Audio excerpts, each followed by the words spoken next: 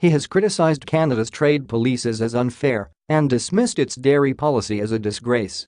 Now, Donald Trump has reportedly added a 200-year-old battle to his litany of complaints against the United States' northern neighbor.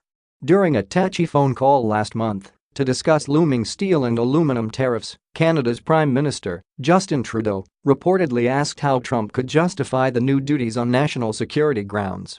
In reply, Trump asked, according to CNN, "Didn't you guys burn down the White House?" The White House did not respond to a request for comment, and a Canadian official declined to comment on the record.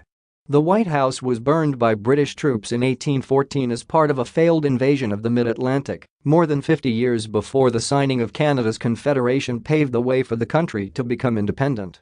Although the British successfully took Washington and burned much of the city, they failed in their major goal of taking Baltimore when their forces were rebuffed at the Battle of Fort McHenry.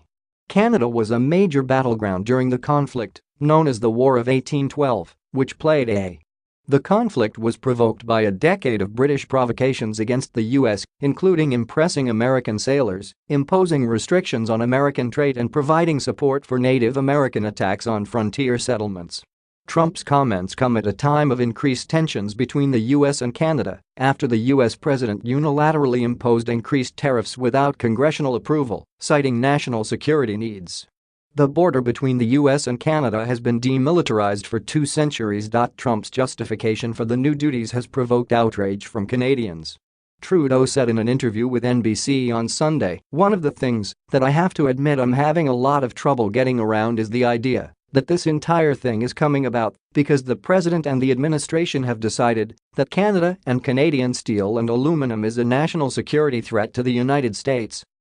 Trudeau also noted the long history of military and diplomatic partnership between the countries. "Our soldiers had fought and died together on the beaches of World War II and the mountains of Afghanistan and have stood shoulder to shoulder in some of the most difficult places in the world that are always there for each other. Somehow, this is insulting to that," said Trudeau.